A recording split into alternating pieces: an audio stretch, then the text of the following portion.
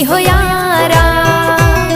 मुझे हर पल इंतजार है तुम्हारा, जिसे ढूंढ रही नजर तुम ही हो यारा।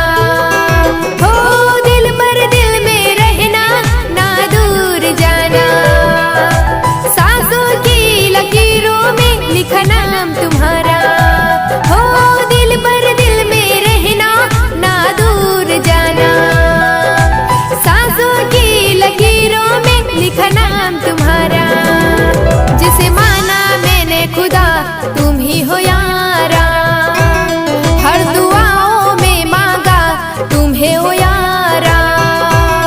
मुझे हर पल इंतजार है तुम्हारा, जिसे ढूंढ रही नजर तुम ही हो यारा।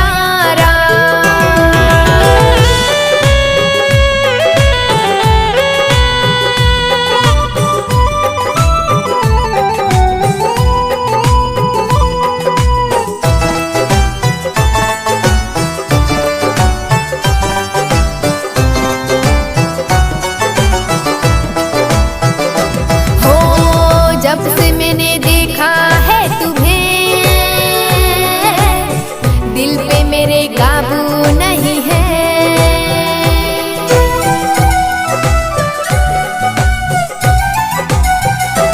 हो कैसा तेरा जादू चल गया,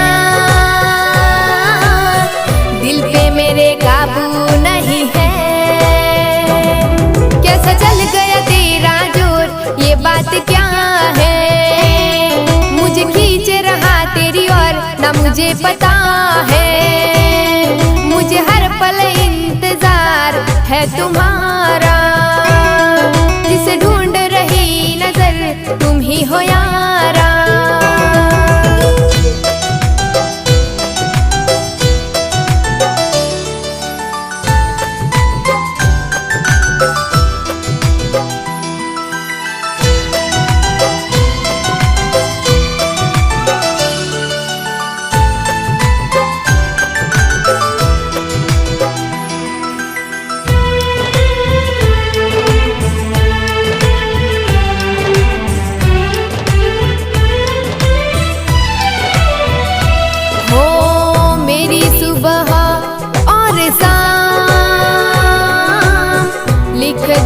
यारा तेरे नाम,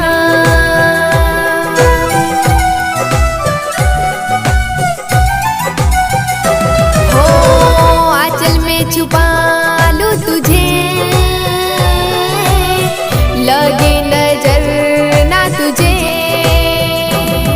मेरे सपनों में आता रोज एक बंजारा, उसे कह दूं दिल की बात, डरती हूँ यारा।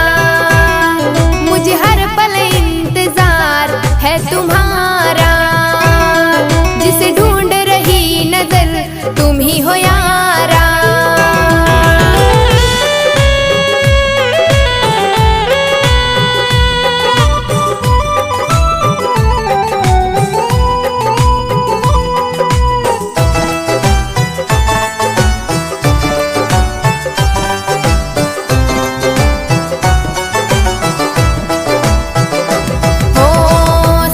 मेरे साथ निभाना,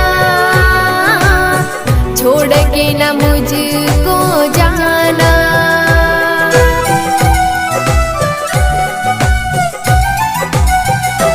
हो जिंदगी की सारी खुशियाँ मुझको तू दे के जाना। मेरी मांग सजा देना ओ मेरे यारा, अपना बना दे तू ओ मेरे यारा।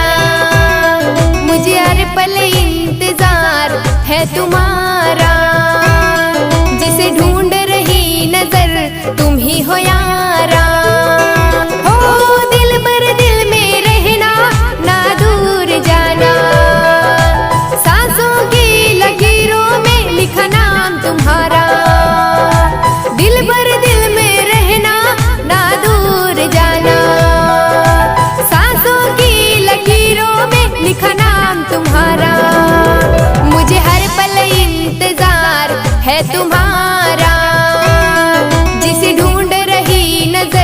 तुम ही हो या